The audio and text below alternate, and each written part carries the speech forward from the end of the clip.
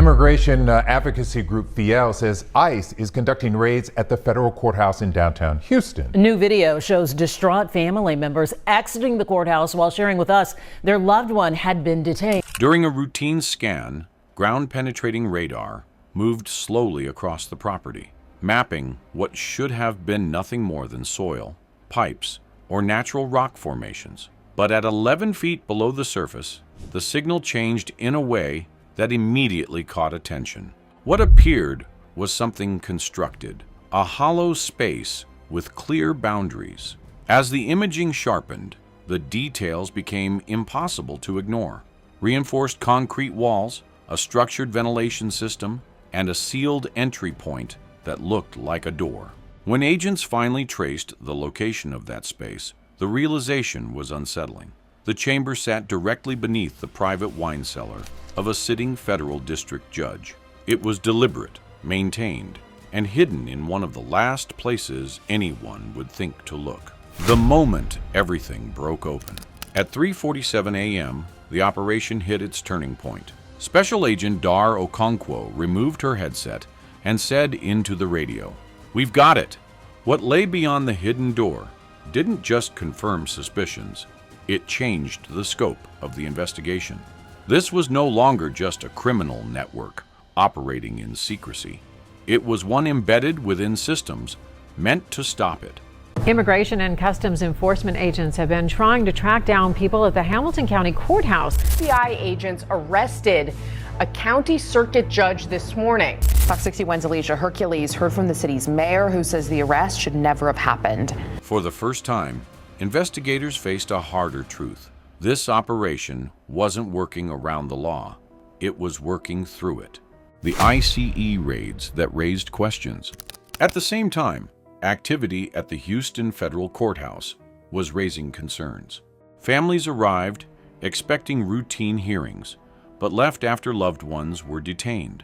Some cases were dismissed without explanation, creating confusion and distress. Advocacy groups began noticing a pattern.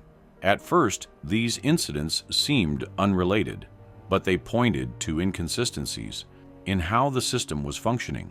Only later did it become clear that these events were connected to something much larger. The traffic stop that started it all. The investigation traces back 14 months to a routine observation.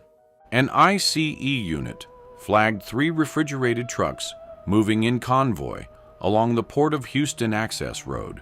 Their agricultural permits were questionable, and the inspection seal appeared fake. Their timing stood out even more. They were moving ahead of schedule, as if the route had been cleared. Within 48 hours, analysts identified a broader pattern. This wasn't a one-time shipment. It was part of a coordinated system, a hidden distribution network. Further analysis revealed the scale of the operation. Operation led by DEA with our local, state, tribal, and federal partners targeted one of the largest and most dangerous drug trafficking and foreign terrorist organizations in our country. For nearly a year, a protected distribution corridor had been operating across southeast Texas, moving narcotics with minimal risk. Investigators estimated that over 4 tons of drugs had already passed through, along with tens of millions of dollars laundered through legitimate businesses. What set this network apart was its protection. Warrants were quietly blocked. Cases were dismissed early. Properties linked to the operation avoided seizure. The pattern pointed to internal interference, someone within the system ensuring the network continued without disruption. The blueprint that changed the investigation. The turning point came with the recovery of encrypted files from a seized burner phone. Among the data was a single folder labeled Blueprint. When analysts accessed it, they realized they were looking at something far more structured than expected. The contents outlined an organized framework with routes, timing strategies, financial channels, and operational safeguards. This wasn't a loose network of criminals making opportunistic decisions. It was a carefully engineered system designed to function over time. One detail raised immediate concern. A device linked to the files was associated with a federal government email account, suggesting that someone with official access might be involved. At that moment, the investigation shifted focus. It was no longer just about identifying traffickers. It was about finding the point where the system had been compromised. The coordinated FBI raids. When enough evidence had been gathered, federal agencies moved quickly. In the early hours of the morning, coordinated raids were launched across 6 locations in Harris County. Tactical teams entered simultaneously, ensuring that no part of the network had time to react or warn others. The operation was precise and controlled, targeting key sites identified through months of surveillance and analysis. From the outside, it appeared to be a decisive step toward dismantling the network. But inside those locations, investigators were about to uncover just how extensive the operation had become. What agents found inside. At one warehouse complex disguised as a cold storage facility, agents discovered the core of the distribution system. Behind rows of shelving units were large quantities of narcotics, carefully organized and prepared for movement. The volume alone was significant, but what stood out was the level of coordination. Everything, from packaging to storage, was optimized for efficiency. Alongside the drugs, agents found weapons, tactical gear, and equipment that suggested a level of preparedness far beyond typical trafficking operations. Some items even resembled official law enforcement markings, raising further concerns about how deeply the network might have penetrated institutional systems. At this stage, it became clear that this was not simply an external threat operating independently. It had developed connections that allowed it to mirror and possibly manipulate legitimate structures. The digital evidence that changed everything. Back at a temporary cyber command center, analysts began processing data recovered from seized servers. The encryption was sophisticated, requiring advanced techniques to break through multiple layers. When the data was finally accessed, it revealed a complex financial network built to disguise the flow of money. Shell companies, construction firms, restaurant chains, and even charitable organizations were being used to move funds through legitimate channels. Each layer added distance between the source of the money and its final destination. As analysts mapped the flow, it became clear that all paths led to a single account. The judge at the center.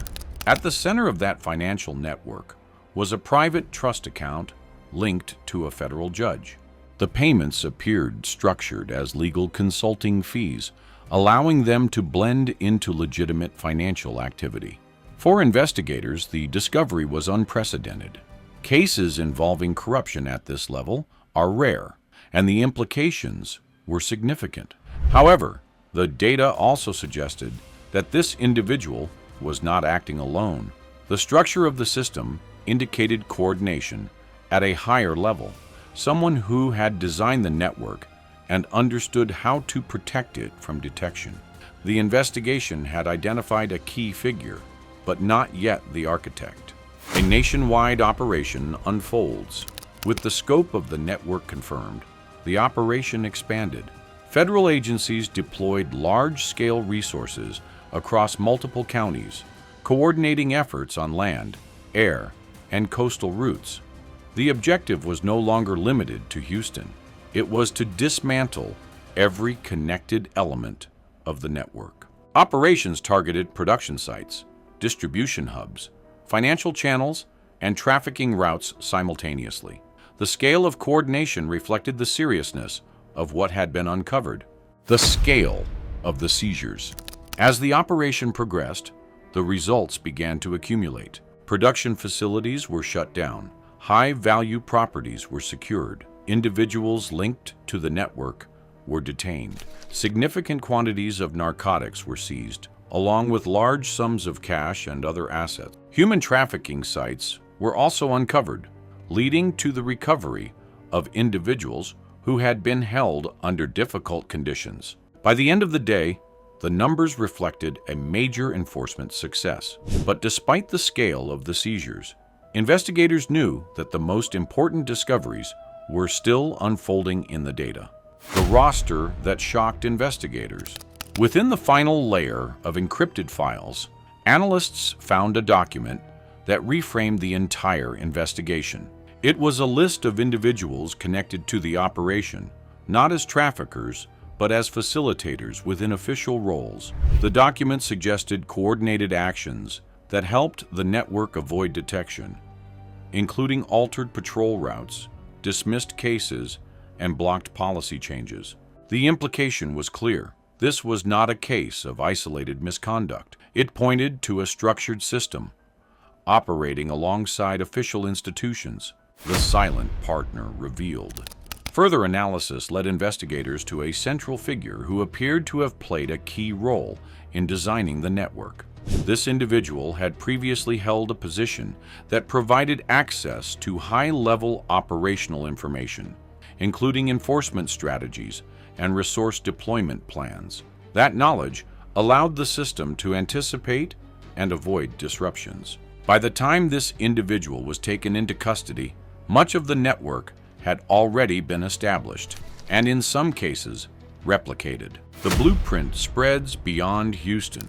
Investigators soon discovered that similar structures existed in other metropolitan areas. Each followed the same model, using layered financial systems, coordinated logistics, and strategic interference to maintain operations. The network had effectively created a repeatable framework that could be applied in multiple locations. Houston was not an isolated case. It was part of a broader pattern. The human cost behind the numbers. Beyond the statistics and operational details, the impact of the network was reflected in real lives. Communities affected by drug distribution faced rising overdose rates. Families experienced loss without clear answers. Individuals caught in trafficking systems endured conditions that were difficult to fully document. These outcomes were not incidental. They were direct consequences of a system that had been allowed to operate without interruption. At its core, this case highlights how systems can be influenced from within. The events in Houston may represent one of the most significant breakthroughs in recent investigations, but they also raise new questions. If similar structures exist elsewhere, identifying and addressing them will require continued effort and coordination. What has been uncovered so far is only part of a larger story, one that is still developing. And as more information emerges, it will become clearer just how far this network extends.